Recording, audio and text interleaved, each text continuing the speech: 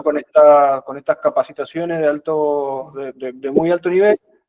Así que, bueno, hoy empezamos un camino que va a ser largo, ¿sí? Seguramente habrán leído todos, en la semana llegaron los correos míos y de Melina, ahí comentándoles bien cómo va a transcurrir el cursado, cómo nos vamos a organizar para las clases, está el cronograma también, así que intentaremos respetarlo y bueno, tenemos un largo trecho, un largo camino que vamos a transitar todos juntos. Yo, para no hacerlo mucho más largo y no perder mucho más tiempo en esta presentación, quiero dar espacio a María Ginsberg del Consejo Federal de Inversiones y a Mario González, el presidente de la Corporación Vitivinícola Argentina, que bueno, son las dos instituciones que en conjunto hemos diagramado y hemos trabajado para que podamos estar hoy empezando con este plan de trabajo. Así que, Mario, si te parece, si puedes arrancar vos, yo sé que estás ocupado, te veo que estás ahí en un lugar complicado, así que todo tuyo, y bueno, después seguimos nosotros. Complicado. Bueno, muchas gracias, Javier. Bueno, muchas gracias a todos los que están participando de este encuentro y este ciclo de capacitaciones. Bueno, Coviar, la mayoría sabe, o si no, 2 minutitos para decir que ejecutamos un plan estratégico para la vitivinicultura argentina y dentro de esos ejes estratégicos, el tema capacitación, vinculación, producción primaria, posicionamiento del vino, sostenibilidad y varios puntos más son claves para nuestro plan. Así que espero que aprovechen este ciclo de capacitaciones, agradecerle mucho al CFI, el Consejo Federal de Inversiones, bueno, Matías, por este desarrollo de trabajos que estamos haciendo juntos, y también a las provincias vitivinícolas, que son las que también de una manera u otra aportan para que esto se pueda dar. En lo particular, como me verán, estoy con paneles solares para atrás, o sea, hoy empiezan a haber eficiencia hídrica, pero también van a trabajar sobre luego energía solar. En lo particular, en mi área profesional, me dedico a estos dos temas, así que me alegra muchísimo que sean temas que se pongan sobre la mesa y que estemos todos cada vez más capacitados, porque necesitamos cada vez más productividad, ser más competitivos. Así que son las claves para que la producción primaria y todos los eslabones de la cadena pueden tener resultados importantes. Sin resultados económicos no podemos avanzar ni continuar con ninguno de nuestros ejes estratégicos. Así que nada, desde ya les deseo la mejor de las suertes y éxitos en esta jornada. Muchas gracias. Bueno, Mario, muchas gracias. Bueno, Matías, todo tuyo este ratito, ya después le damos paso a Fernando.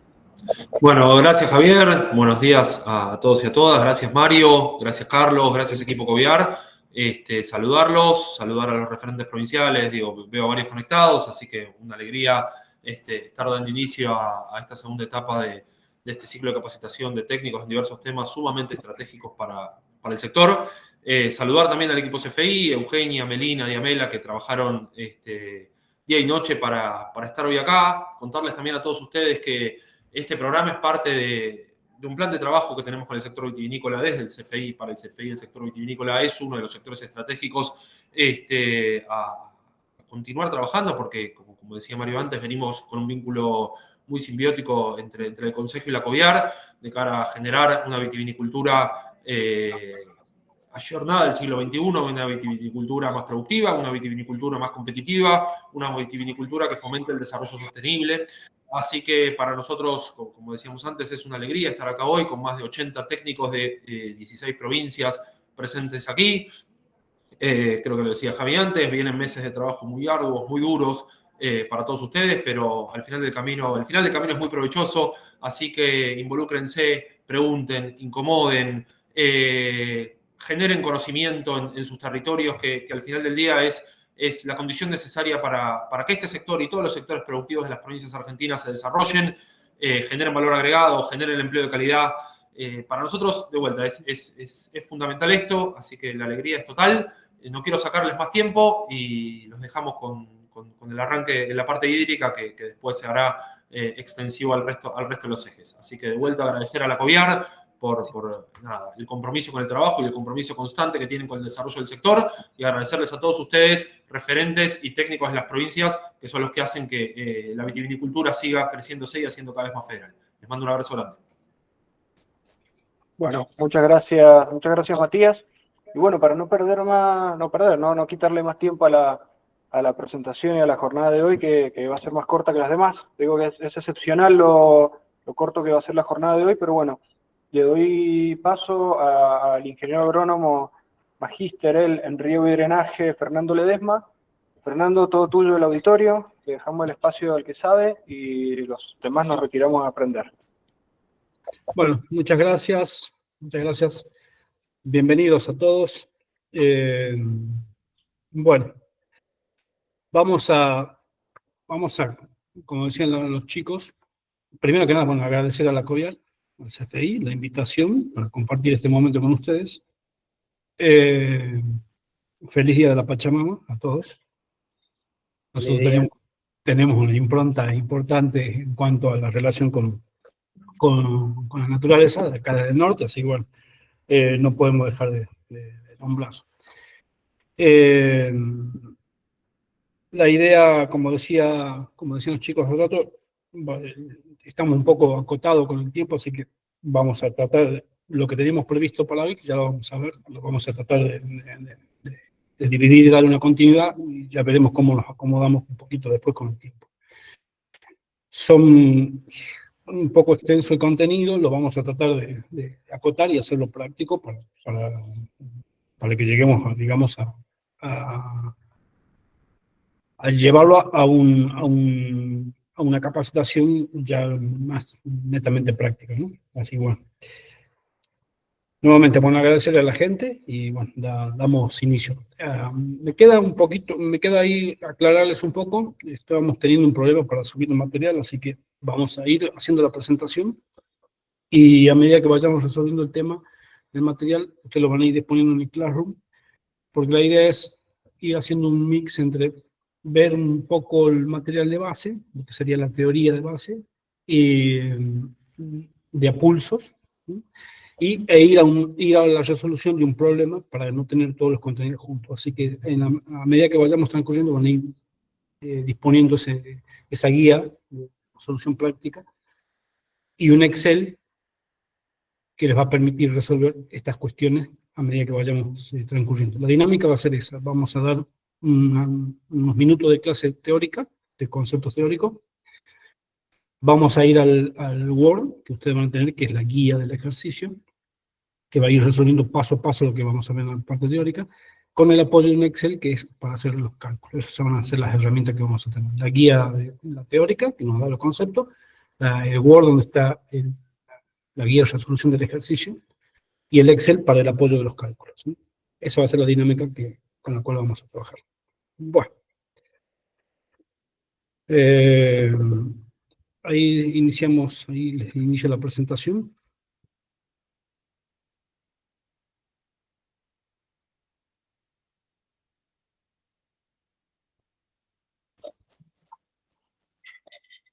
Bien. Ahí estás compartiendo toda la pantalla. Sí, ahí está. Justamente estamos viendo eso.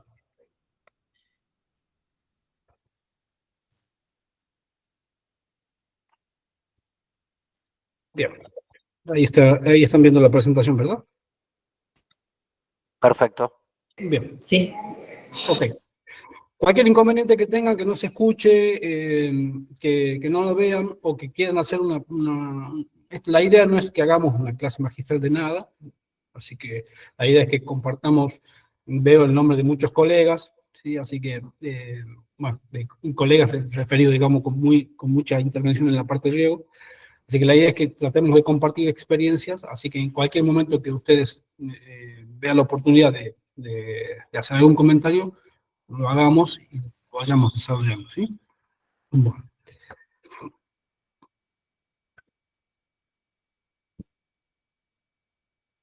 Bueno, en cuanto al objetivo de este curso sería, que esto lo hemos consensuado, es capacitar a los técnicos y a los profesionales vinculados a todo lo que son los sistemas productivos de BIT, puntualmente en el diseño agronómico e hidráulico de estos sistemas de riego localizado de alta frecuencia, ¿sí? Ya vamos a ver la diferencia o los conceptos que tienen que ver con lo que hace el riego localizado y lo que hace alta frecuencia. Pero uno de los objetivos es brindar los elementos, los conocimientos y los elementos que son necesarios para llevar adelante un diseño agronómico y un diseño hidráulico de un sistema de riego localizado de alta frecuencia. En este caso, vamos a concentrar dentro de lo que es la alta frecuencia, lo que es el goteo. Y ese es como el primer objetivo, y eso abarcaría los dos primeros temas. Y luego avanzar hacia capacitar en aspectos vinculados a lo que es el mantenimiento, la evaluación y el mantenimiento de esos sistemas localizados, ¿sí? Esto ya abarcaría a los siguientes temas, ¿sí? Por un lado, hacer el diseño hidráulico y agronómico, y por otro lado, tener los elementos para evaluar esos diseños y mantener a lo largo del tiempo esa operatividad, ¿sí? ¿Cuál va a ser la hoja de ruta que vamos a llevar en torno a estos objetivos? Está dividido en 4 temas, ¿sí? El tema 1, que es el que abordamos hoy, el que decimos lo vamos a desglosar un poquito, ¿sí? Vamos a ver un poco las generalidades, esto de qué es un diseño de riego localizado, qué es alta frecuencia o demás, cuáles son las bases, ¿sí? Que sustentan esta tecnología. Y luego vamos a entrar de lleno ya en lo que es el diseño agronómico. O sea, para hoy el objetivo es ver el diseño agronómico. No vamos a llegar por el día de hoy, lo acoto el tiempo, a ver todos los pasos. Entonces, la semana que viene vamos a tener obligadamente, vamos a desglosar el tema del diseño agronómico y lo vamos a terminar de abordar la semana que viene, ¿sí? Esta es una forma de abordarlo, no es la única. Lo enriquecedor de compartir estos momentos es que se puede consensuar o se puede compartir otras metodologías. Esta es una de las metodologías, ¿sí? Ahí están los pasos a paso que vamos a ir desarrollando para lograr cerrar un diseño agronómico de un riego localizado. Luego que cerremos el diseño agronómico, podemos avanzar en el diseño hidráulico. Y una vez que tengamos el diseño hidráulico, vamos al tema de cómo evaluamos y controlamos el diseño hidráulico, y después vamos a ver cómo acomodamos el cronograma para ver el tema de oferta de riego. Esta es más o menos la hoja de ruta que vamos a seguir. Ahí, puntualmente en lo que es el diseño agronómico, usted tiene el paso a paso, desde el 1 al 15, paso a paso, para completar el desarrollo agronómico, y el que vamos a usar como guía. La guía que ustedes tienen en el Word tiene esta misma secuencia de pasos, ¿sí? Bueno, vamos a ir viendo lo que es, los fundamentos de lo que es el riego por goteo, el riego localizado. Y lo primero, acá vamos a dividir en dos, lo que es la localización y lo que es la frecuencia, ¿sí? Hay que hacer referencia a la localización, y esto es digamos, lo que diferencia este riego de cómo diseñar la demanda de agua en este sistema de riego con respecto a otro riego, como puede ser la aspersión, la cobertura total, o el riego por superficie, ya sea en surco o mega, ¿sí? Lo que tenemos que tener en cuenta es que en este tipo de riegos nosotros tenemos una zona que está aquí en esta figura que ustedes tienen aquí en blanco y negro. Se diferencian dos zonas. La zona húmeda, que está representada por este rectángulo, que es puntualmente la zona donde va a estar la planta y donde se va a estar aplicando el riego, ¿sí? Y luego, circundante a esa zona, tenemos una zona seca, que es una zona de suelo donde no se practica el riego. Bajo esta circunstancia, esto es una diferencia en cuanto a otros tipos de riego, donde el riego total, sea de aspersión, o sea, riego por melga, por ejemplo, o riego por surco, Normalmente se riega la porción donde está el cultivo y la porción donde no hay cultivo, la porción de suelo donde no hay cultivo. En definitiva, se termina mojando toda la superficie. En este tipo de riego sabemos que hay una porción de zona húmeda, donde está el cultivo y donde se aplica el agua, y hay una porción de la superficie donde no se practica el riego, donde no se moja, y es la porción seca, digamos, la zona seca. Teniendo en cuenta esa particular donde tenemos una zona húmeda y una zona seca, el balance de energía que se hace en el ámbito en el ámbito de influencia o el área de influencia que sería el marco de plantación de la planta. El marco de la plantación de la planta abarca desde la mitad del área, desde la mitad de un área seca hacia la mitad de la otra área seca. Ese es el ámbito de influencia de una planta. Entonces, por lo tanto, si uno analiza el balance de energía en ese ámbito de influencia, que acá estaría representado por esta figura que vemos acá abajo, tenemos 9 plantas, ¿sí? Este sería un marco teórico, tenemos 9 plantas. El área de influencia de la planta del centro, ¿sí? Es este círculo, cuadrado marrón que ustedes ven ahí, que va desde la mitad del interfilar hacia la mitad del otro interfilar, y entre la mitad de la distancia de una planta hacia la mitad de la distancia de la planta anterior.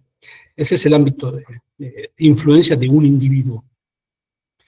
En ese ámbito de influencia de un individuo hay una porción que está seca y hay una porción que está húmeda, una porción de superficie de esa área que está seca y húmeda. El balance de energía se realiza en toda esa porción de área de influencia. Por lo tanto, hay una cantidad de energía que se genera en el área seca y una cantidad de energía que se genera en el área húmeda.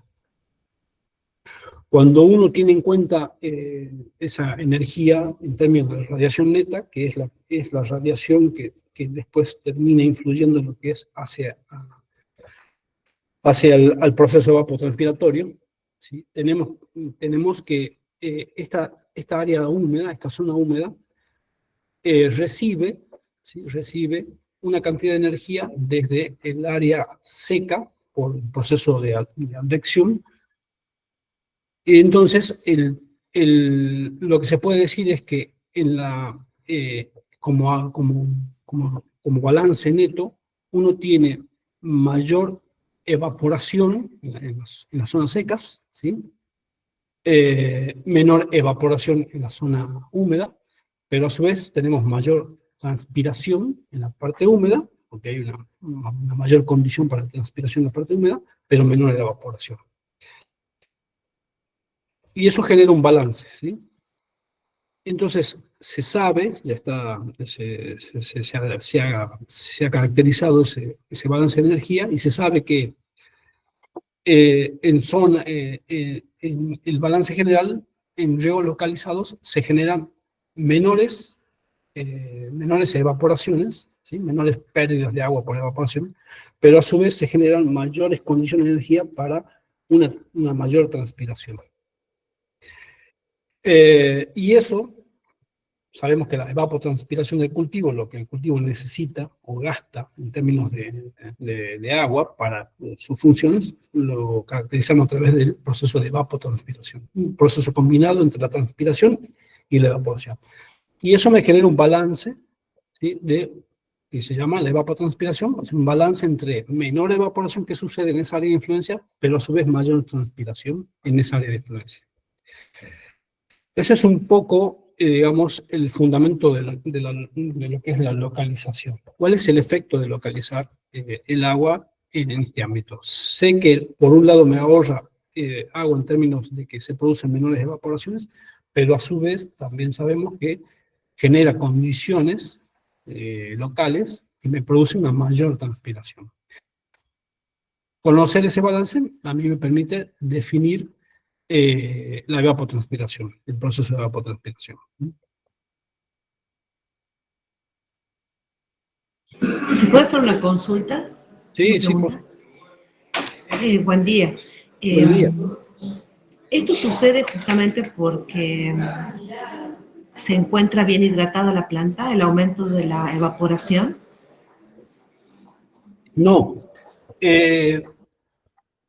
El proceso de evapotranspiración es, como te digo, es un balance de energía, ¿sí? Entonces, ya vamos a ver más adelante que de los métodos, de los varios métodos que hay para caracterizar la evapotranspiración, hoy el más avanzado tecnológicamente justamente es el eddy covariance, que hace un balance de energía, digamos. Si uno quisiera, porque todo es en términos de energía, si uno, hoy por hoy el método más avanzado para medir evapotranspiración es un balance de energía.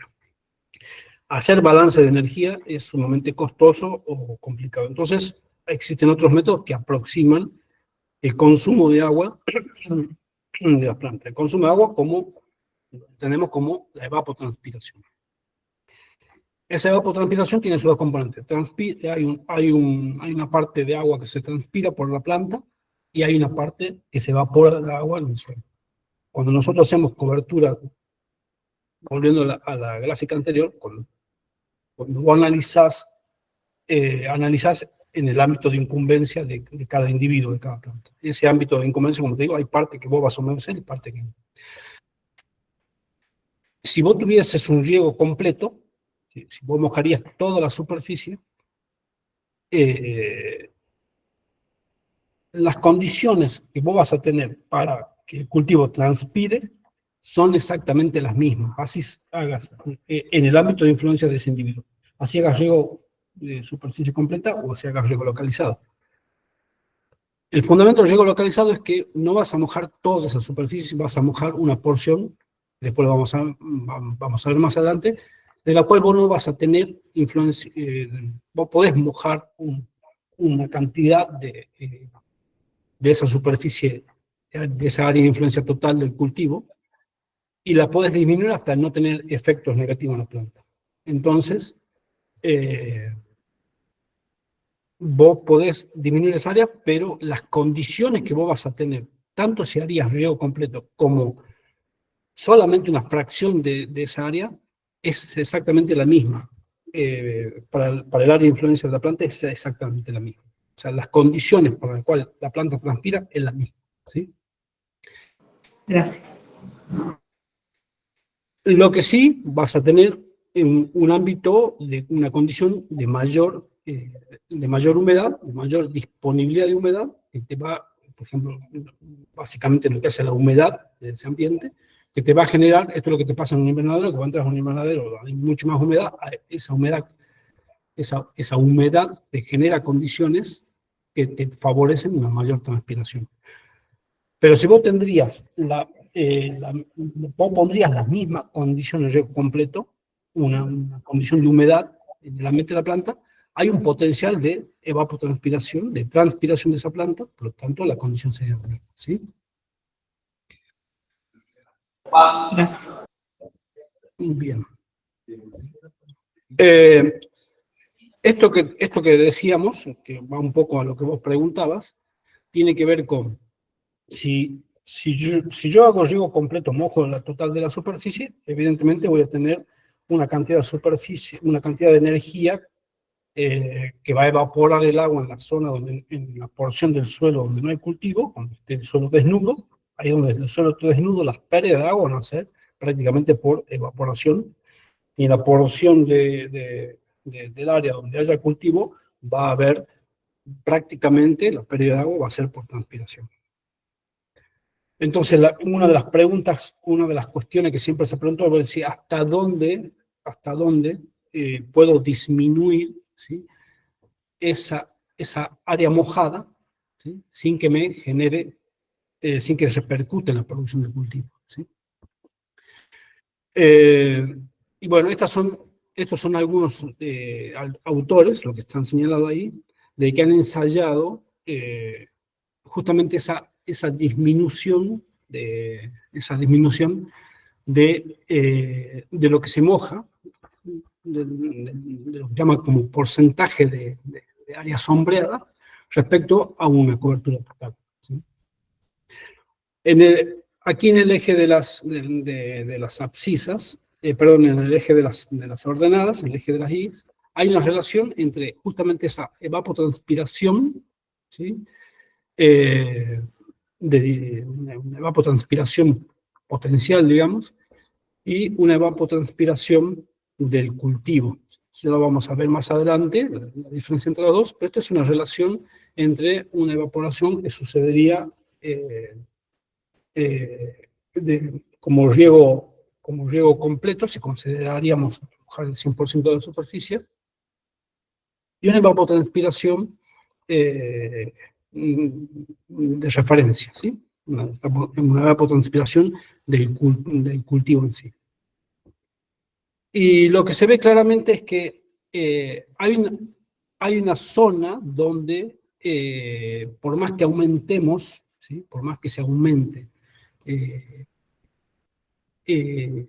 el área del cultivo, ¿sí? No hay más respuestas, la relación es 1 a 1 entre esa evapotranspiración que podría suceder, ¿sí? Teniendo cobertura completa o teniendo cobertura parcial. Es decir, hay un punto que está por arriba entre el 60% en adelante de cobertura, de lo que llamamos área sombreada, ¿sí? Si uno mira el individuo de planta y considera que la proyección de su copa es el área sombreada, lo que se determina es que para valores que son mayores al 50%, entre 55 y 60% en adelante, esa área sombreada, esa área que está directamente relacionada con la cantidad de área foliar que tiene ese individuo, no va a generar mayores, ¿sí?, evapotranspiraciones que un individuo que tenga el 100% del área sombreada. Entonces, uno puede disminuir, ¿sí?, el área sombreada o el desarrollo de copa de ese individuo desde un potencial que tiene ese cultivo. Por ejemplo, el potencial sería el 100%, puede disminuir el desarrollo de ese cultivo, esa área sombreada, hasta un determinado valor. Por ejemplo, aquí definen, por ejemplo, 75%, y la evapotranspiración que va a suceder o que va a generar ese cultivo no va a tener diferencia con el que tuviese cobertura completa, ¿sí? Entonces, eso es uno de los fundamentos para decir, bueno, yo tengo un cultivo donde no necesariamente tiene que cubrir todo el área de desarrollo potencial, y no voy a tener diferencia en cuanto a su evapotranspiración. Ese es uno de los fundamentos en los cuales se basa la localización del riego localizado, ¿sí? Es decir, yo no necesito mojar toda la superficie del suelo, porque si no hay diferencia entre un desarrollo completo y un desarrollo del 75%, tampoco necesito mojar el 100% del suelo. Entonces necesitaría mojar menos suelo. Y ahí entra el concepto entonces de la localización. Si yo no necesito mojar 100% del suelo, voy a mojar solamente una porción. ¿Qué porción? Aquella porción donde no me genere diferencia de rendimiento. Entonces, ese es el fundamento de por qué se puede localizar el riego, por qué se puede mojar una determinada porción de suelo y no mojar y dejar seco una determinada porción de esa área.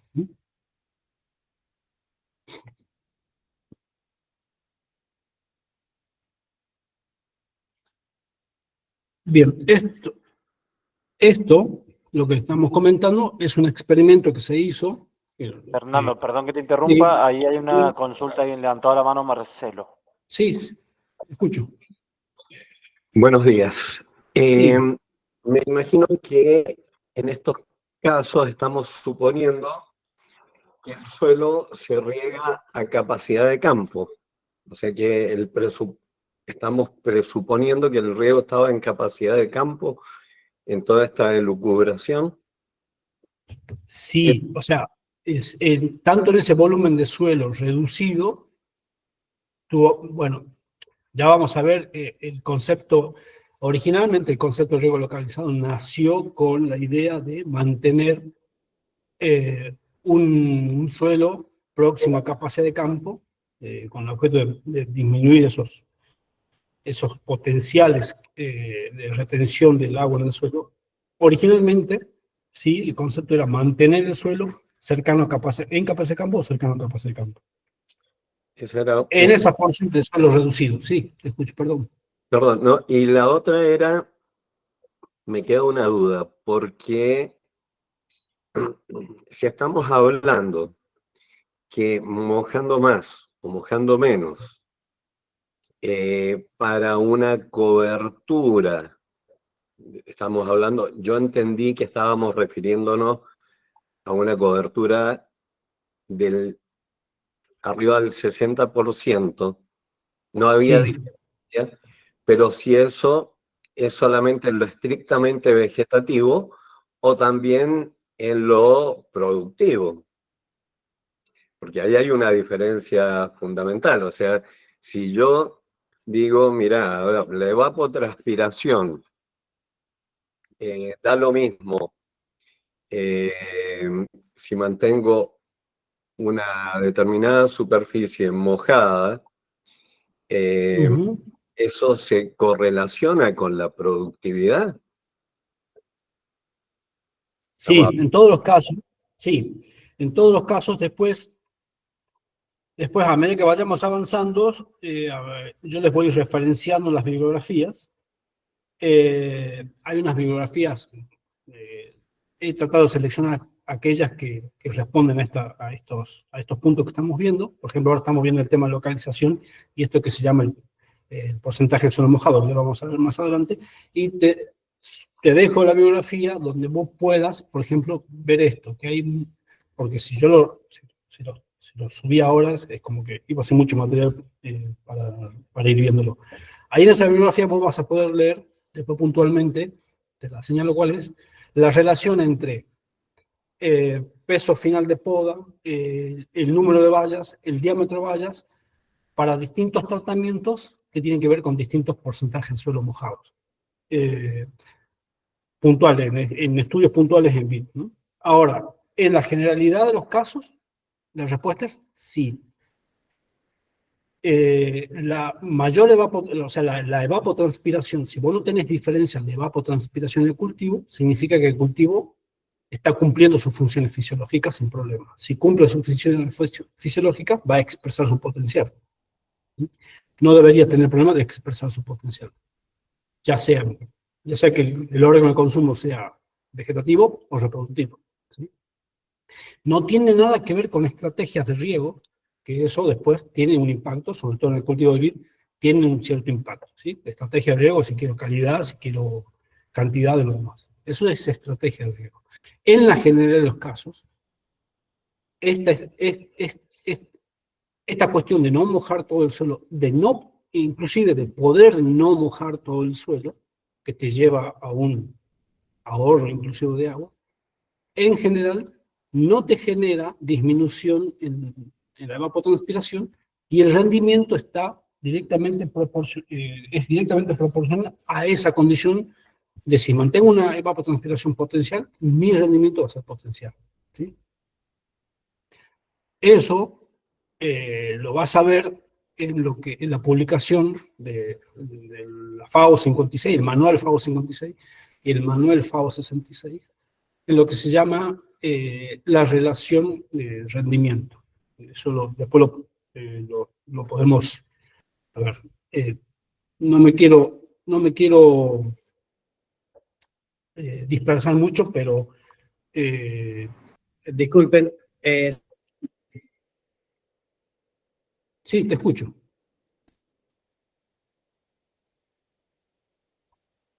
¿Hola?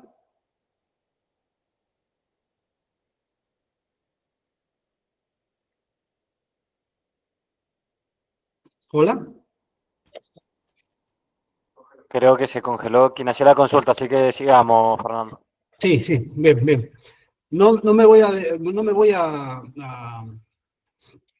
quedar mucho, a dispersar mucho, pero para responder a lo que me preguntaba el colega, ahí te voy a mostrar rápidamente a lo que me refería con... a ver, voy a tener que cambiar la ventana, dame un segundito.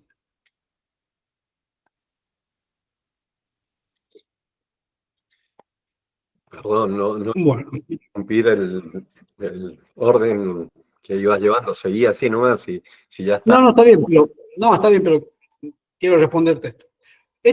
Este material, uno de los materiales que ustedes van a tener disponible, este es el manual de riego de FAO 56. Les recomiendo la lectura porque es fantástico. Abarca todo lo que vamos a ver ahora y muchísimo más, por supuesto. Esto es lo que vos consultabas. Esta relación lo que te dice a vos es que este IA es tu producción potencial. Esto es lo que potencialmente puede rendir el cultivo. Y es rendimiento. Este es el rendimiento potencial del cultivo. EIM es un rendimiento real. Sería el rendimiento real del cultivo. La relación entre el potencial y el real, tenés un factor de producción, ¿no es cierto? Bien. Eso está demostrado y así tiene una relación directa, esto es una relación directa, entre la evapotranspiración real, o dice ajustada, es una evapotranspiración real que va a tener ese cultivo, la evapotranspiración, ya lo vamos a ver, evapotranspiración del cultivo ajustada a las condiciones reales, sobre una evapotranspiración del cultivo que sería como la potencial. Entonces, hay una relación entre el rendimiento real y potencial que está directamente relacionado con el rendimiento directamente relacionado a la evapotranspiración que vos lograste que ese cultivo tenga en el campo sobre la potencial de ese cultivo. La relación es directa. Entonces, si decimos, hay un punto donde vos podés concentrar la disponibilidad de agua en un porcentaje del suelo y eso no te genera diferencia entre las evapotranspiraciones, esta relación de la derecha de la ecuación, la evapotranspiración que vos tuviste en condiciones reales, que tiene que ver con esto de darle la cantidad de agua suficiente, y la que el cultivo potencialmente tendría sería 1. Entonces tú no tendrías impacto en la producción. ¿Se entiende? Sí, se entiende claramente. Bien. En realidad era Bien. eso. Sí, te escucho. No, está bien, está perfecto. Bien. Bueno, esto que estamos hablando es un experimento que se hizo allá en la década del 70 y dio pie a todo esto, y hablo un poco de esto. Esto se lo explico simplemente para que cerremos este tema, por supuesto abierto a la consulta y a los comentarios, ¿no?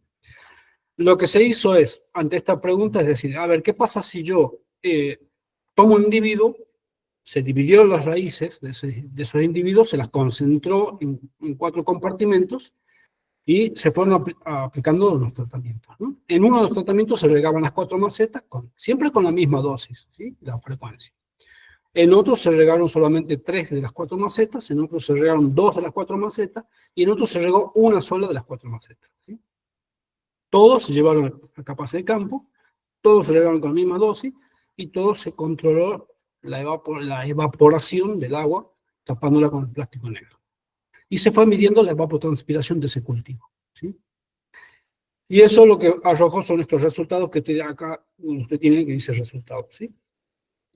Evidentemente el tratamiento 1 vos estás mojando el 100% de ese volumen radicular, ¿sí? Ese cultivo evapotranspiró, lo que evapotranspiró ese cultivo se considera el 100% de evapotranspiración del cultivo, o sea, es esa potencialidad. Se mojó el 100% del volumen de suelo radicular y con eso se obtuvo una determinada evapotranspiración que se consideró era la máxima que se podía para ese cultivo porque estaba regado sin restricciones y se regó todo el volumen de suelo. El tratamiento 2, al regar 3 macetas, regó 3/4 de ese volumen total de raíces y ese 3/4 de volumen mojado de raíces generó un 94% de evapotranspiración. Ahí ya vemos que reducir 1/4 del volumen radicular mojado no genera demasiadas diferencias en cuanto a la evapotranspiración del cultivo. El tercer tratamiento mojó solamente la mitad del volumen radicular disponible y tampoco hay demasiada pérdida, hay un 88% de disminución de la evapotranspiración. Y aquel suelo que mojó solamente un 25% del volumen radicular tuvo una disminución del 25% de la evapotranspiración. Entonces aquí surge la siguiente. Aquí se abre un mundo de estrategias de decir, bueno, hay entre 75%, si yo logro un 75% de la producción mojando solamente un 25% de raíces, estoy generando un gran ahorro de agua en aquellos sistemas o lugares donde el agua sea una condicionante, o donde me implique altos costos, ¿sí? Un alto componente de costo, y solamente estoy disminuyendo el 25% de la producción. Entonces eso dio pie a esto, el fundamento de esto de que se puede localizar el riego. La localización del riego no me generaría tanta disminución en la transpiración, en la evapotranspiración, y esa disminución de la evapotranspiración no me generaría tantas pérdidas en el rendimiento. Otras conclusiones, más fisiológicas, más de explicación agronómica, es que las plantas usan, ¿sí?, tienen la capacidad para generar un gran volumen radicular, ¿sí?, que generalmente se entra en equilibrio con su parte aérea, pero no usan todo ese volumen radicular, ¿sí? Ocupan solamente una parte de ese volumen radicular. Si vos pondrías esto ya está demostrado, pones un individuo a condición de secano, en condición de secano, cuando las condiciones de humedad lo permiten, desarrolla un gran volumen radicular. Pero no ocupa ese 100% de volumen radicular, ¿sí?, cuando lo mojas al 100%. Inclusive mojándolo al 100% tampoco activa el 100% de ese volumen radicular. Y lo podés disminuir hasta un determinado punto donde va a cumplir la misma funcionalidad, va a tener la misma performance para la absorción de agua. Eso es porque, o sea, ¿cómo explicaba uno esto? Porque la planta tiene una alta plasticidad, ¿sí? Tiene una alta plasticidad y una alta capacidad de adaptarse a estas condiciones. Una de las adaptaciones es que genera mayor volumen radicular. Entonces, cuando uno observa plantas regadas bajo goteo, o no bajo goteo, bajo volúmenes, bajo acotados volúmenes mojados de suelo, se genera una alta densificación de raíces, y se sabe que esa densificación de raíces puede llegar hasta 4 o 5 veces. Genera mayor volumen radicular en esa porción reducida mojada que en el resto, si lo dejarías a voluntad al árbol, ¿sí? Si le darías condiciones para que explore todo su ámbito de influencia. Y además se vio que de todo el volumen radicular que genera la planta, no todo el volumen es funcional. Entonces, también eso da un poco de hincapié a esta cuestión de la localización. Bueno. ¿Consulta? ¿Sí? ¿Cómo le va? Buenos días. Buenos días. En ese volumen radicular regado por goteo, ¿las raíces se dan más superficial o más profundas? ¿O eso también tiene que ver en base a la humedad que tenga el suelo? Bueno, eso te dejo esta tarea. Cuando vayamos a hacer la guía, cuando desarrollemos la guía, vamos justamente a calcular cuál es la profundidad que tenemos que mojar.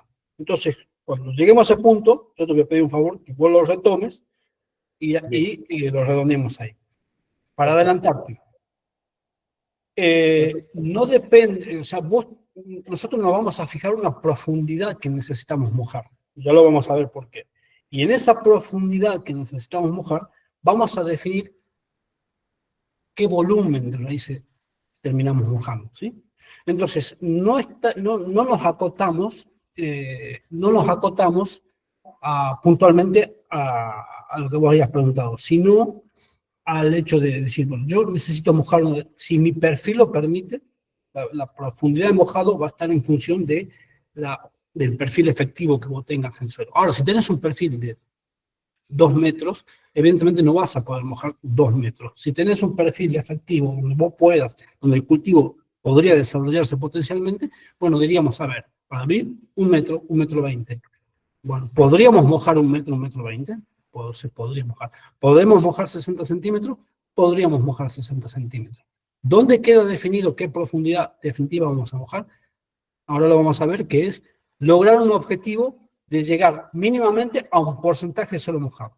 Acá en esta filmina vos lo estás viendo que Si mojamos un 75% del volumen de raíces, no tendría disminución del rendimiento. Bueno, el objetivo va a ser lograr un determinado porcentaje de suelo mojado que sé que para ese cultivo no me va a disminuir el rendimiento. A esa, la pregunta, la respuesta a tu pregunta es puntualmente esa, y es uno de los objetivos fundamentales del diseño, y que lo vamos a ver. Bien, perfecto, gracias. Bien, ¿no? Bien. Avanzando. Bueno, esto es un poco más del fundamento de por qué se localiza y por qué la localización tiene algunos beneficios y por qué la localización no me genera disminución de rendimiento, ¿sí?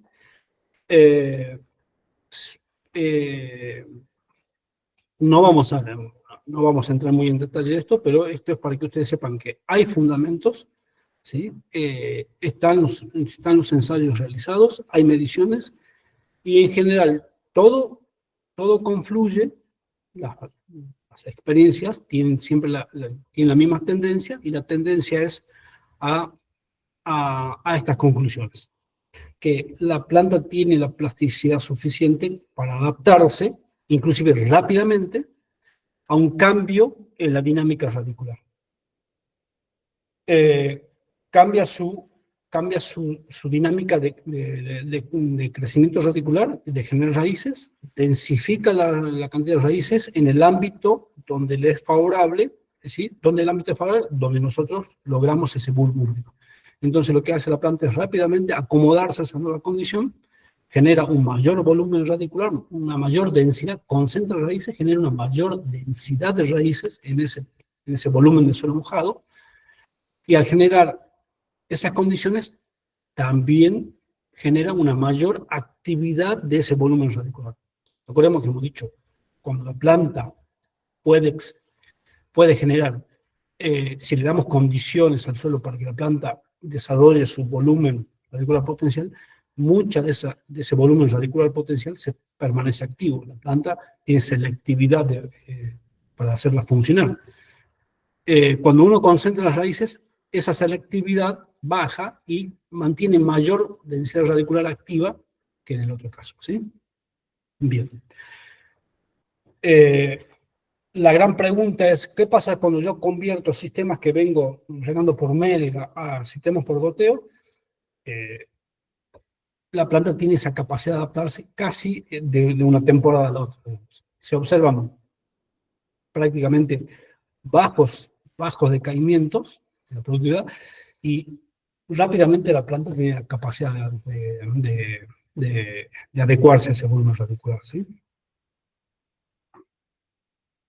Esto lo que acabo de decir es un poco lo que muestra acá esta tabla 10.3 que dice acá, que está citado en el libro de Riego por Goteo de Rodrigo López, que es bibliografía que le dejamos disponible. Lo pueden citar, pueden leer ese apartado, ¿sí? Y ahí explica un poco esto de lo que dice goteo, bajo goteo original y bajo goteo nuevo. Y entonces, para cada uno de los estratos del suelo que se han reconocido, la cantidad, la densidad de raíces, ¿sí? La densidad radicular, centímetros cúbicos raíz por centímetro cúbico de suelo, que se tiene para un árbol que viene con 4 años de goteo y un árbol que recién está empezando a recibir goteo, ¿sí? Entonces no hay una diferencia marcada en cuanto a ese volumen radicular. Tiene una alta capacidad la planta de adaptarse. Bueno. Eso en cuanto a la generalidad. Eso en cuanto a lo que define el riego por goteo. Sí, por un lado, tengo una característica que es la localización. Tengo fundamentos que avalan que yo puedo localizar la aplicación del agua.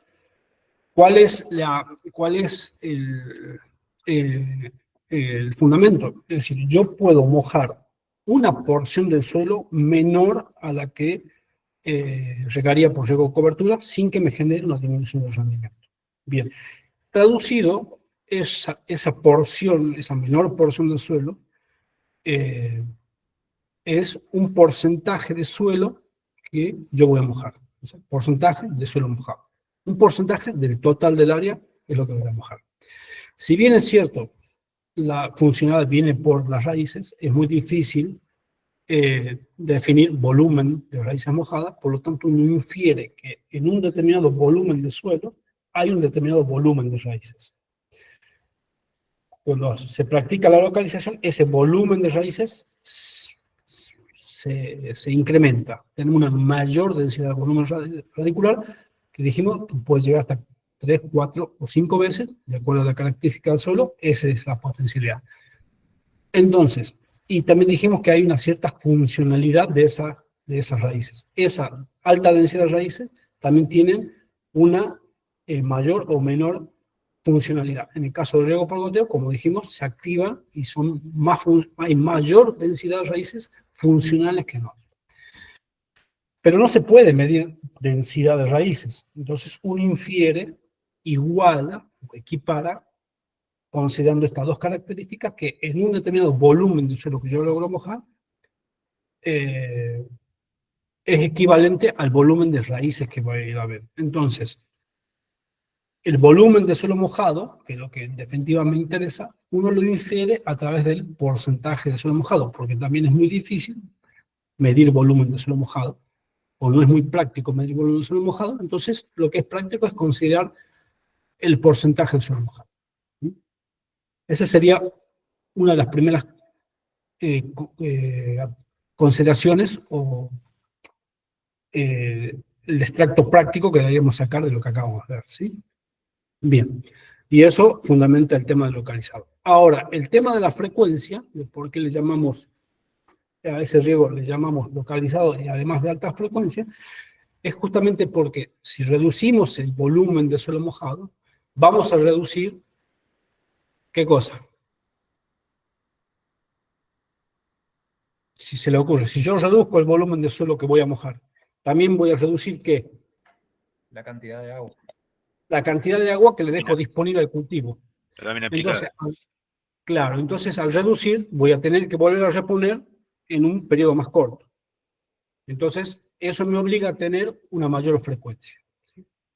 Ahí les dejo señalada lo que dice Biblio 4, cuando esté disponible la bibliografía, pueden leer, hay un paper interesante, de hecho en línea platina de Chile, el efecto de la mayor o menor frecuencia en la productividad de la vid, ¿sí? Y habla puntualmente de esto del porcentaje de suelo mojado y de la frecuencia.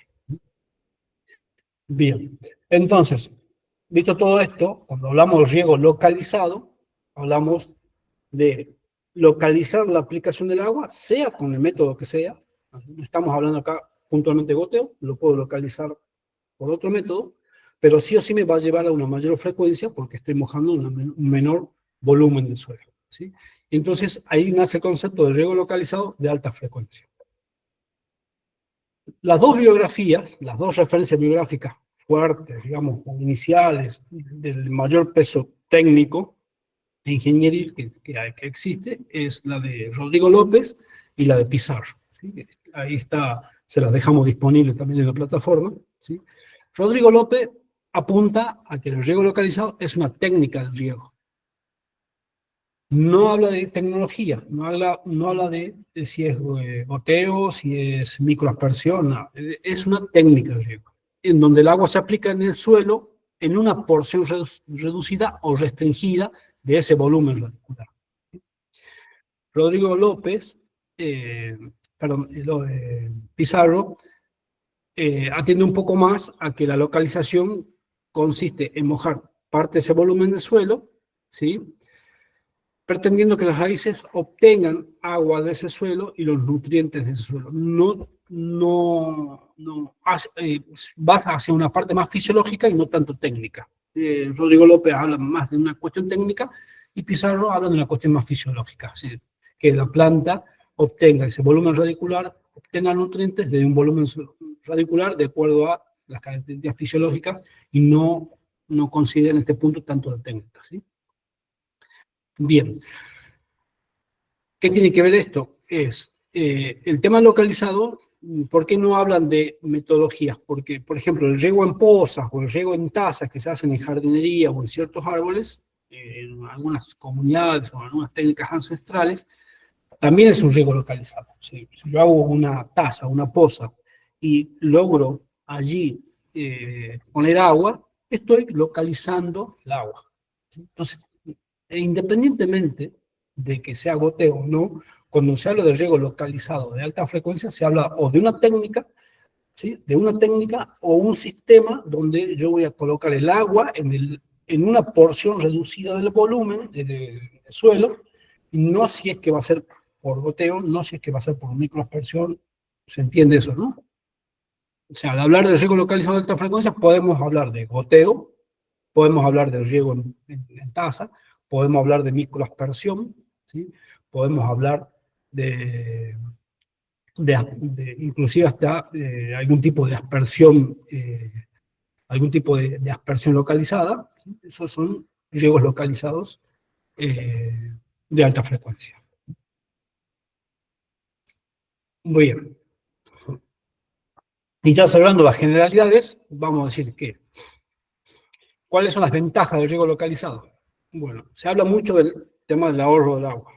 El ahorro de agua, como estuvimos viendo, básicamente el ahorro de agua en sistemas de riego localizados es la reducción, ¿sí?, de la evapotranspiración del cultivo. Ese balance de energía entre lo que se evapora, lo menos que se evapora de la zona seca, o lo nada que se evapora de la zona seca, o lo mínimo que se evapora de la zona seca, más el plus o la mayor evapotranspiración que yo voy a tener, las condiciones, las mejores condiciones para lograr la máxima evapotranspiración en la zona húmeda, hacen un combo, hacen un balance, y ese balance en general se vio que se reduce la evapotranspiración del cultivo, ¿sí? Como decía, fundamentalmente porque disminuye la evaporación, no tanto por el componente evapotranspirativo, ¿sí? Bueno, ahí está referida la bibliografía donde puntualmente se detalla este tema, ¿sí?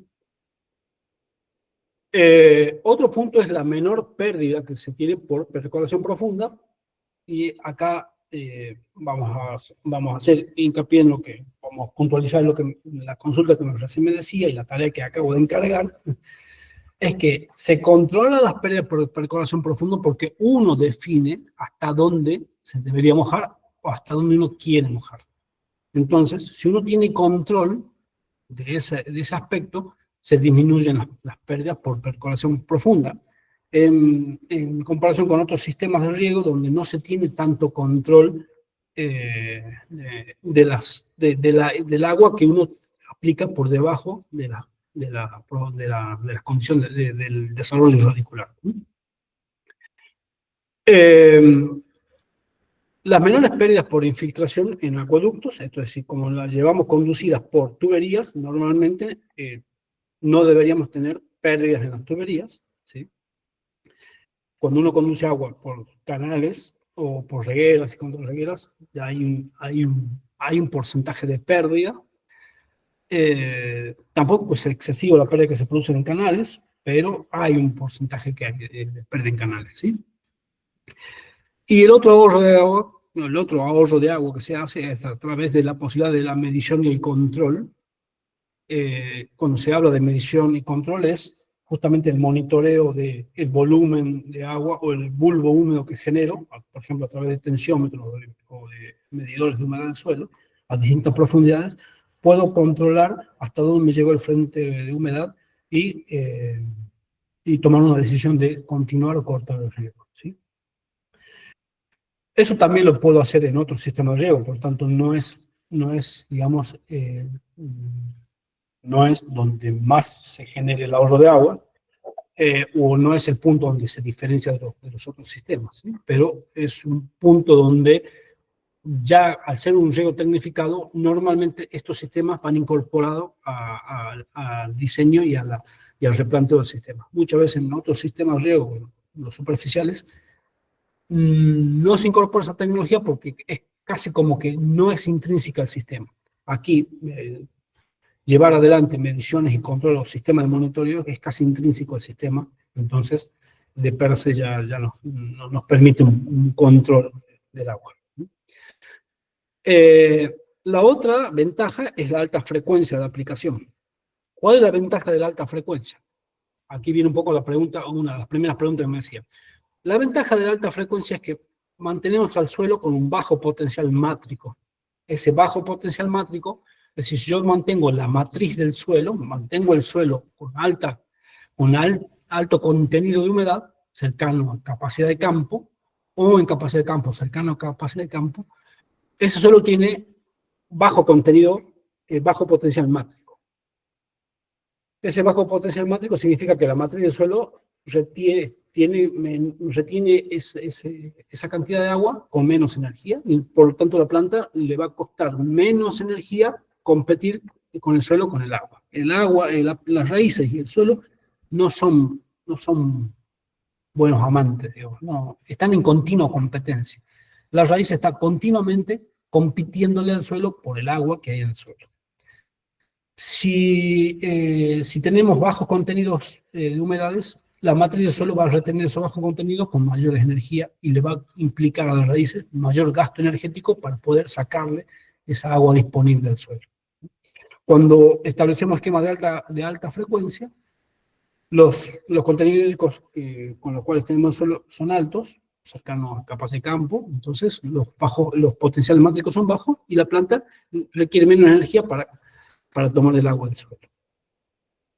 Y por otro lado, al tener esa condición, y por la propia, ya lo vamos a ver un poco más adelante, la propia dinámica del bulbo húmedo, se tiene un mayor control de la salinidad del suelo, y el bulbo, ese bulbo húmedo, o esa zona donde tenemos el agua aplicada en ese volumen de suelo mojado, por la dinámica del movimiento de agua en ese bulbo, tenemos un balance salino menor que en otros casos. Tenemos un mayor control salino, ¿sí?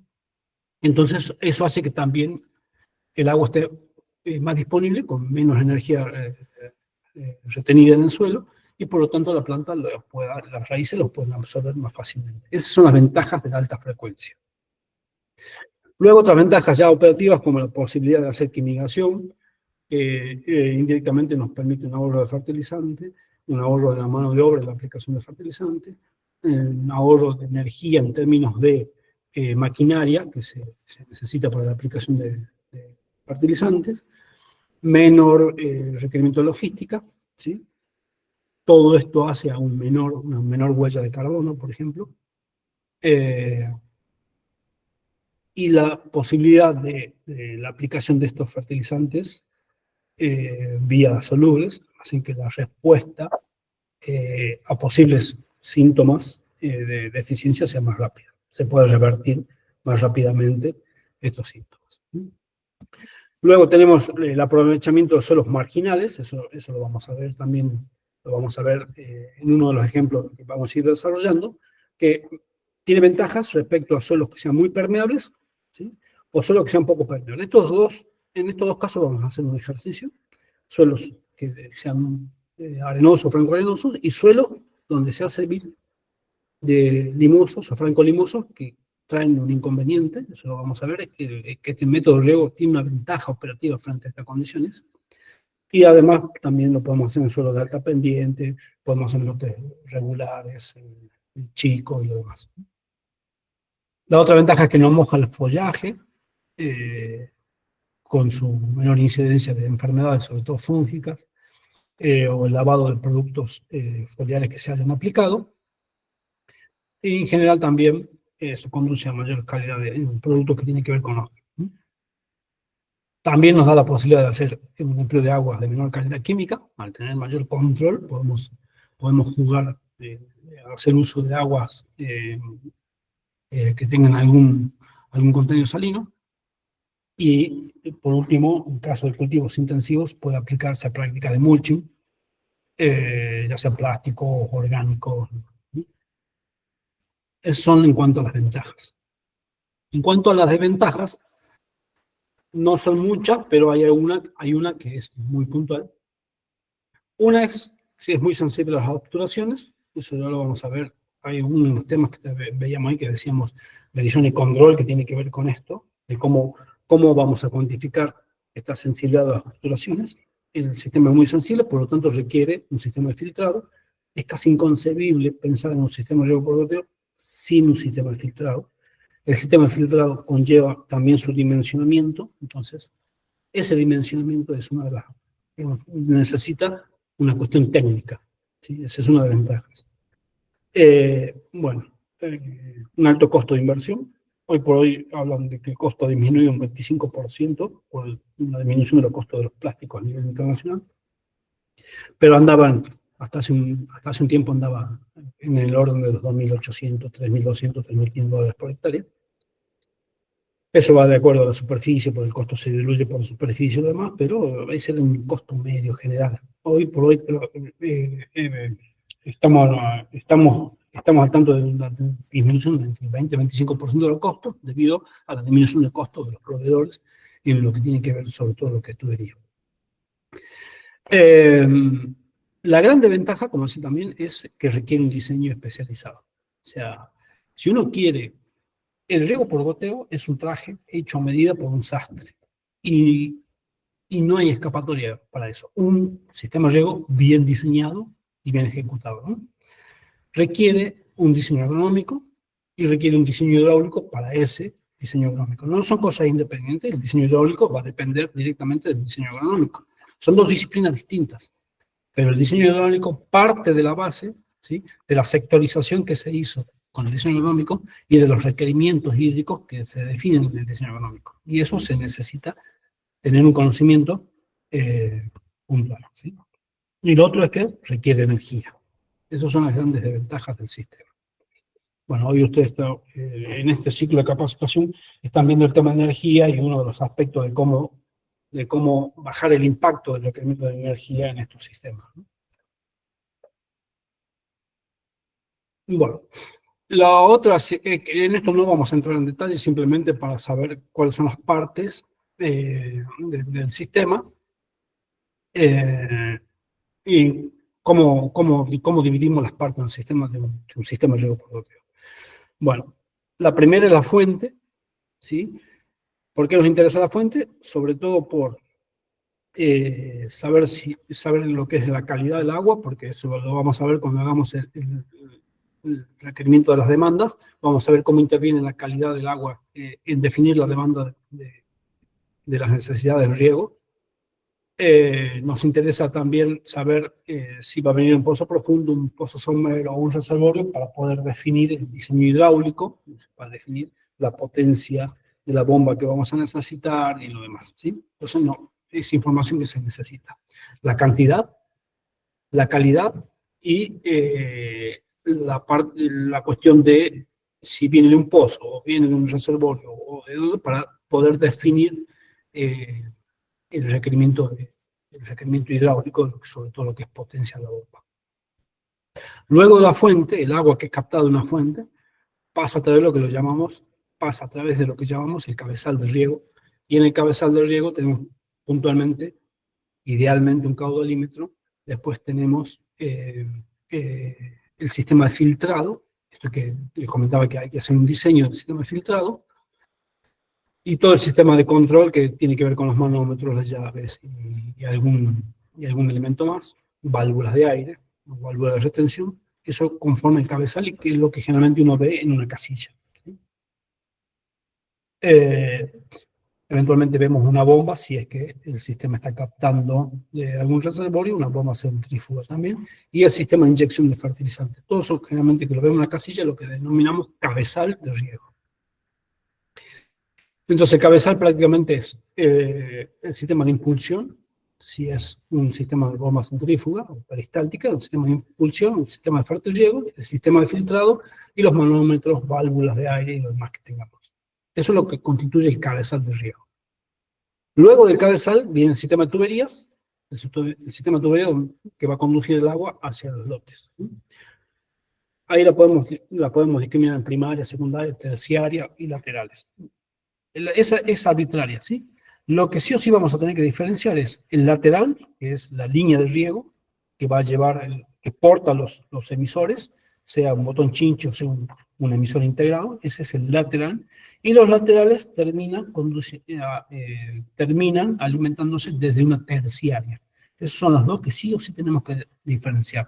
La terciaria o múltiple porque lleva en su longitud múltiples conexiones hacia los laterales, que son los que riegan. Esas dos son invariables. Después el resto, si la llamamos secundaria, primaria o principal, es anecdótico, ¿sí? Lo que sí nosotros vamos a definir y diferenciar es el lateral, que es la tubería de riego, la tubería donde va inserto un botón, un chinche, un emisor chinche, o donde va inserto un gotero. Eso es el lateral de riego. Y la terciaria, que es la tubería donde se enganchan todos esos laterales. Bien. Y luego, bueno, precisamente los emisores. Los emisores, si son goteros, si son emisores integrados, son microtubos o microaspersores. Estas son las 4 componentes principales de un sistema de riego. Cuando vamos a ver ahora el diseño agronómico, nosotros vamos a hacer mucho hincapié en el emisor y en la tubería lateral, ¿sí?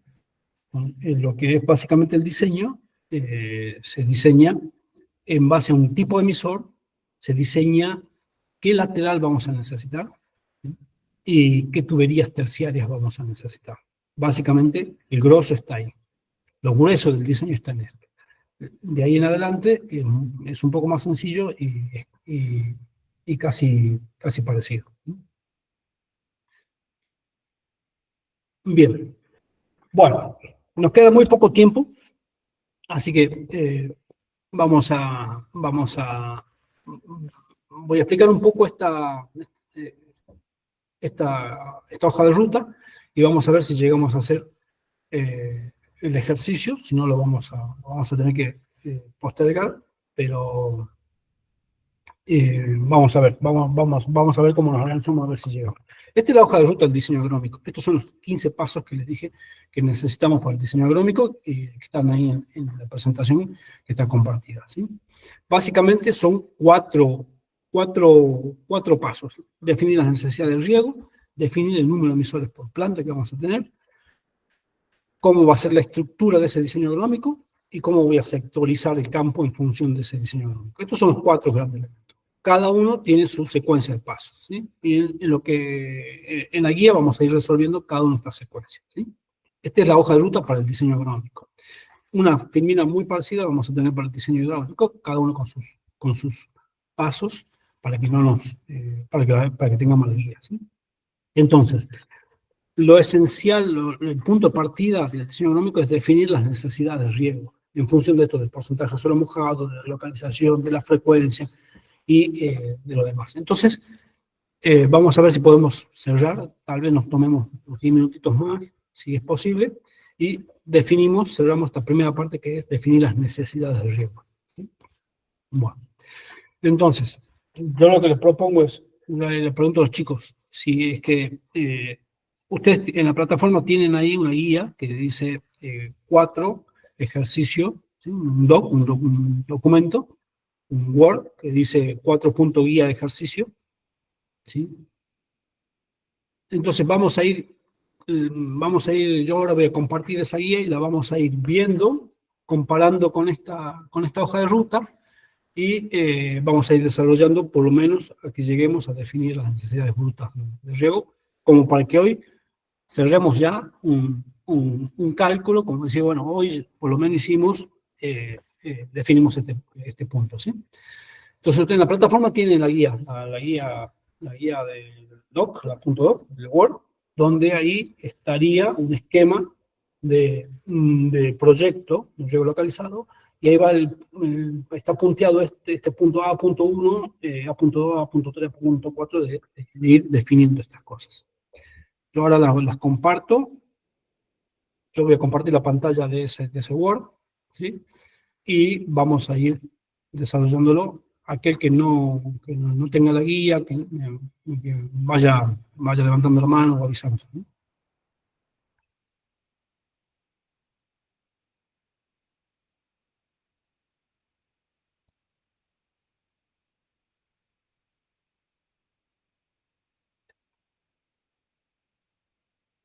Bueno, a ver. ¿Me quedé solo? No. No, acá estamos. Bien. Estamos. Bien. Ahí yo les dejo este documento que es la guía práctica, le llamamos guía práctica, pero esto es prácticamente cómo se podría desarrollar un proyecto de riego, ¿sí? sí o sí, acá usted para desarrollar un proyecto de riego, estos son los tres grandes aspectos. Tomar los datos, hacer el diseño agronómico y hacer el diseño hidráulico del sistema, ¿sí? Cuando hablamos del diseño agronómico y del diseño hidráulico, vamos a ver que uno diseña para el sector más complicado y si uno logra cerrar el diseño para el lote más complicado, el resto está cerrado. En algunos puntos queda sobredimensionado, con lo cual tendremos que colocar algún elemento de control. Lo que quiero que ustedes tengan en claro es que al hablar de diseño agronómico y diseño hidráulico, cuando uno hace diseño para el lote más perjudicado. Si logramos cerrar el diseño para ese lote más perjudicado, el diseño seguramente cierra para toda la unidad y requerirá algún punto de control, sobre todo de presiones, a lo largo del sistema, ¿sí? Eso es lo que tienen que tener claro. Vamos a diseñar siempre para el sector más complicado. Bueno, para eso necesito datos. Los datos son los datos de clima, porque necesito saber el dato de evapotranspiración, entonces hay que hacer una recopilación de datos. Esta recopilación de datos yo la hice en una localidad, de acuerdo a la información que se tiene en la zona. Esto es una lista de publicación, está también disponible en la bibliografía. Es una recopilación que se hizo de una serie de años, de unas estaciones meteorológicas que están en la localidad de San Carlos, en Salta. La idea siempre es tener tratar de tener una cantidad de datos, de una serie de datos que tenga algún peso estadístico, una serie de años, 20, 30 años, para poder hacer un dato medio, digamos, ¿sí? ¿Qué es lo que nos interesa? Generalmente el dato de evapotranspiración. En este caso se tiene referencia de una evapotranspiración potencial y una evapotranspiración real, ¿sí? Bien. Importa la trayectoria del Sol. Ahí les dejo, ahí está el link, la página donde ustedes pueden poner la localidad y le da la trayectoria del Sol. Esto es eventualmente para hacer la sectorización del lote. La dirección de los vientos también para definir la sectorización de los lotes. Esos son los tres grandes datos que se necesitan para hacer de clima, ¿no? Los datos de evapotranspiración, los datos de dirección de viento y de la trayectoria del viento. Datos de cultivo, ¿sí? ¿Qué especie se trata? ¿Qué sistema de conducción tiene? Y datos de la separación entre plantas, separación entre líneas, el ancho de la canopia, esto es para que hagamos el porcentaje de suelo mojado, la profundidad radicular potencial de ese cultivo, el porcentaje de suelo mojado mínimo que se requiere para ese cultivo, la fracción de agotamiento que le vamos a permitir a ese suelo, y cuánto le voy a dejar, cuánto se le va a dejar agotar al suelo hasta que ese suelo llegue a su lámina fácil, lo que se llama lámina fácilmente utilizable, eso lo vamos a ver. Y el coeficiente de cultivo en la etapa de pleno desarrollo para ese cultivo. Entonces, el coeficiente de KC, ya ahora lo vamos a ver de qué se trata, es un dato que necesitamos, ¿sí? Estos son los datos que necesitamos del cultivo. Marco de plantación, el ancho de la canopia, a la cual nosotros consideramos que vamos a dejar desarrollar ese cultivo para sacar el porcentaje de suelo mojado, la profundidad radicular, el porcentaje de suelo mojado, la fracción de agotamiento permisible de ese suelo y el coeficiente de cultivo. Los datos ya están puestos porque son datos generales, ¿sí? Ahora, si estos datos ustedes los pueden cambiar y desarrollar el ejercicio en base a los datos que ustedes tienen. Estos son datos generales, ¿sí? Este dato de porcentaje de suelo mojado no es tan general. Para BID, el porcentaje de suelo mojado mínimo es 30%. Si logramos 35, si logramos 40, perfecto. Pero este es el mínimo. Porcentaje de suelo mojado mínimo, 30%, eso es una regla para BID, ¿sí? Lo mismo que el KC. El KC medio para BID, en su etapa de máximo desarrollo, está estipulado en 0,75.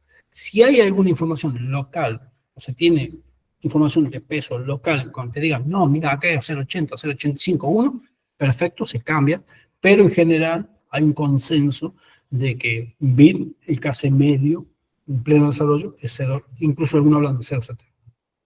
Entonces, este 0,75, este 30%, ¿sí?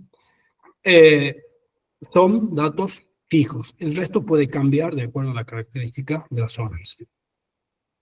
Bueno, se necesita suelo, en este caso hay una averiguación de antecedente, uno hace una averiguación de antecedente y tienen suelo. Acá le dejo la información que logramos rescatar de esa zona, sobre todo en cuanto a tipo de suelo, la descripción del perfil modal. Esto es ideal, tener esta descripción del perfil del suelo. De esto ya ya vamos a hablar de qué se trata, ¿sí? ¿Por qué? Porque de este perfil de suelo, ¿sí?, es lo que hablábamos recién. Yo, en este caso dice, vos tenés disponible 1,56 m de suelo, o sea, 1,56 metros de suelo tenés disponible para el cultivo. Bueno, y la profundidad radicular de ese cultivo, ¿cuánto es potencial? 1,20. Bueno, entonces tengo un suelo donde ese cultivo alcanzaría esa profundidad radicular potencial. Tengo 1,60 m de suelo, que tiene un perfil de desarrollo, y entonces mi cultivo podría lograr ese 1,20. Bueno, ¿vas a lograr eso? ¿Vas a buscar ese 1,20? Es decisión que ya la vamos a ver más adelante, si lo buscamos o no. ¿Qué profundidad vamos a establecer como profundidad de mojado? Eso tiene que ver con esto, con la prueba del bulbo húmedo, que ya lo vamos a ver. Entonces, si yo tengo la información de la profundidad radicular potencial de cultivo, tengo información del suelo, cuánto podría desarrollarse en ese suelo, la otra información de suelo que necesito, y esto que se hace a campo, es la prueba del bulbo húmedo. Es hacer la prueba del bulbo húmedo y ver con qué volumen de agua, mojo esa profundidad mojado objetivo. Y ese va a ser el volumen con el cual voy a diseñar. Entonces, respondiendo a una de las preguntas que me hacían, ¿qué profundidad vamos a mojar? Bueno, la fijo yo, de acuerdo a la profundidad disponible que tengo en el suelo, de acuerdo a la profundidad objetivo de mojado, y voy a ver qué volumen de suelo, qué volumen de agua necesito para mojar ese suelo. Bien, si yo ya tengo el volumen con el cual logré mojar esa profundidad, ahora con ese volumen voy y busco qué diámetro logro mojar, qué diámetro se me forma en ese bulbo. Entonces, estos dos parámetros, profundidad de mojado que logro con un determinado volumen de agua y diámetro de mojado que logro con ese volumen de agua, me van a definir a mí la cantidad y números visuales. Esta parte de la prueba bulbo húmedo es una información de suelo, es un dato de suelo que necesito hacer a campo, si lo quiero rigurosamente, ajustado a medida, o puedo tomarlo de una información de tabla o de modelo, ¿sí? Y eso lo vamos a ver ahora, ¿sí? Bien.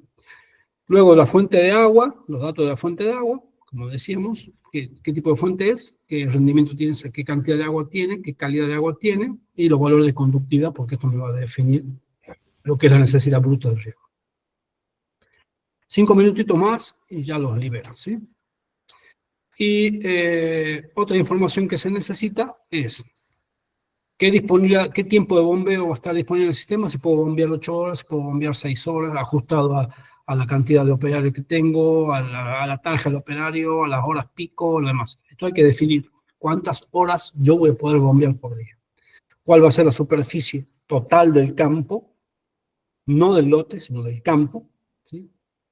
Y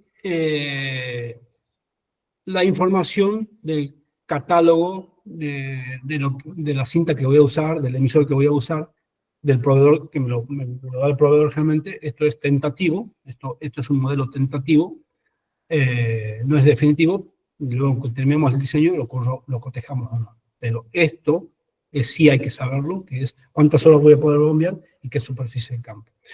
Estos 5 aspectos son lo que necesitamos esencialmente para hacer el diseño.